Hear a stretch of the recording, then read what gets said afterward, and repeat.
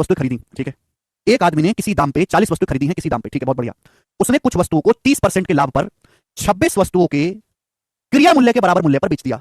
शेष वस्तुओं को 18% के लाभ पर बेचा गया। कुल लाभ प्रतिशत क्या है? कुछ नहीं, कुल होगा। टोटल लाभ प्रतिशत क्या है? देखो, एक आदमी ने किसी कीमत पर 40 वस्तुएं खरीदी। एक आदमी ने कितनी वस्तु खरीदी? किसी कीमत पर 40 वस्तुएं खरीदी हैं। खरीदने के बाद उसने कुछ वस्तुओं को 30% के लाभ पर 26 वस्तुओं के क्रिया मूल्य के बराबर दाम पर बेच दिया।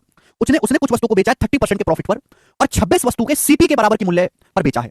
30% प्रॉफिट का क्या मतलब है? 3/10, यानी कि 10 का सामान 13 में। अगर किसी आदमी को, मेरे प्यारे भाई ध्यान से सुनेगा, 30% प्रॉफिट हुआ है तो उसने 10 का सामान 13 में बेचा है।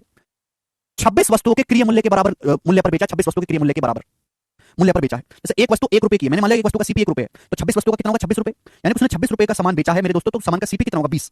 यानी कि उसने 20 वस्तुएं बेची हैं, 20। थोड़ा सा लॉजिक के लिए समझना भाई, अगर कोई आदमी 20 वस्तुओं पे 30% प्रॉफिट कमाएगा, 20 का 30% होता है, तभी तो 26 वस्तुओं के क्रिया मूल्य के बराबर की वसूली होगी।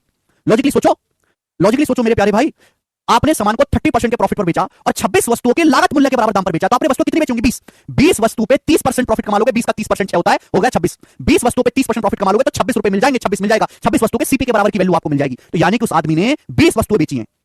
अगर कोई आदमी 20 वस्तुओं पर ही 30% का लाभ कमा लेगा तो 20 का 30% निकालोगे 26 वस्तुओं के सीपी के बराबर की वैल्यू से मिल जाएगी। यानी कि आपने 40 वस्तुएं खरीदी हैं, 40 में से 20 वस्तुएं बेची उसने 30% के लाभ पर, बची कितनी? फिर 20 बची, 20 20 40, बची 20 वस्तुओं को बेचा 18% के लाभ पर। बोला कुल लाभ परसेंट क्या है?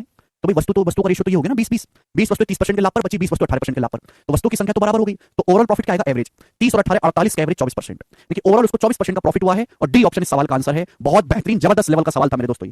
और आज की क्लास को हम